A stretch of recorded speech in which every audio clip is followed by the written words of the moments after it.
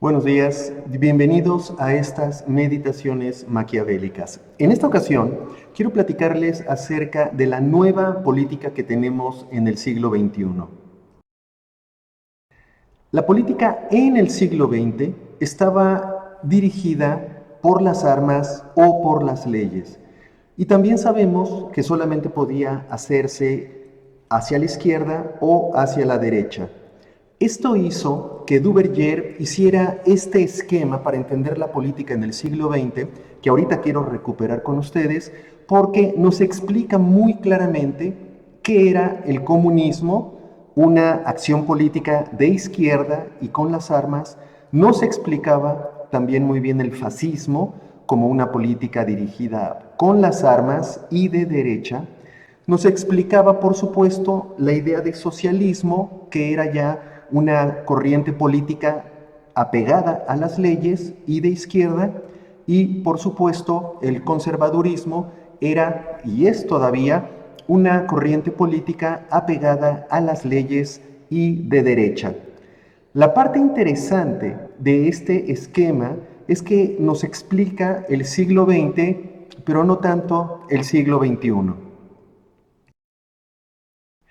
Lo que nosotros tenemos en el siglo XXI es que las corrientes políticas del comunismo y del fascismo, es decir, las vías armadas para hacer política, están completamente bloqueadas. No hay absolutamente ninguna posibilidad de que llegue un grupo guerrillero y sea comunista o de que llegue un grupo radical de derecha y tome el poder.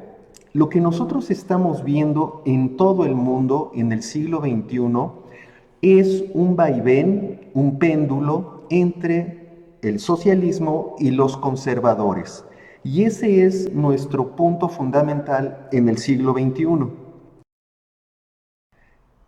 Pero cuando nosotros vemos que el socialismo tiene ideas políticas que son contrarias al conservadurismo, lo que nosotros vemos es un momento de claro conflicto.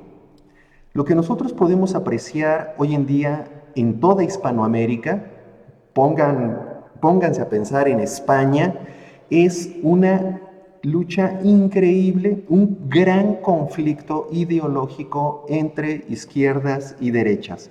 Pero lo mismo pasa en México, y lo mismo pasa en Colombia, y lo mismo pasó en Argentina y en Brasil. Por esto señalo yo que tanto el socialismo como el conservadurismo no solamente son las dos corrientes que sobrevivieron al siglo XX, sino que además están unidas. Este conflicto, por supuesto, lo estamos señalando como conflicto de una forma negativa, pero también es nuestra realidad.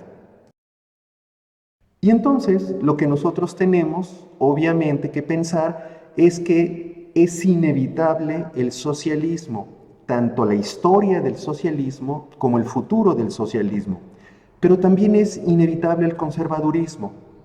Una vez más, hay un conservadurismo histórico que está vivo en los estados y en las instituciones y en la cultura de los pueblos, igual que corrientes socialistas.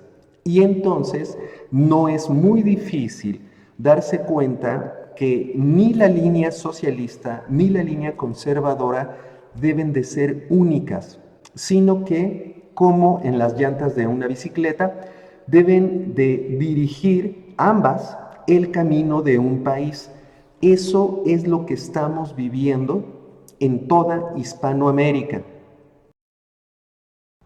Pero para ello se requiere hacer una política de más altura, una política verdaderamente de convivencia pacífica entre las ideas socialistas y las ideas conservadoras. Después de la caída del muro de Berlín, en Europa se dio muy claramente esta unión de ideas socialistas y de ideas conservadoras. Y la verdad es que todavía Europa tiene mucho futuro. Lo que nosotros vemos 30 años después en América Latina y en España es que todavía estamos peleando entre las ideas socialistas y las ideas conservadoras, lo cual, por supuesto, significa que tenemos un bajo nivel cultural que debemos arreglar. Y entonces, esto es para mí el nuevo reto, la nueva modalidad que vamos a tener en toda la política del siglo XXI. Muchas gracias.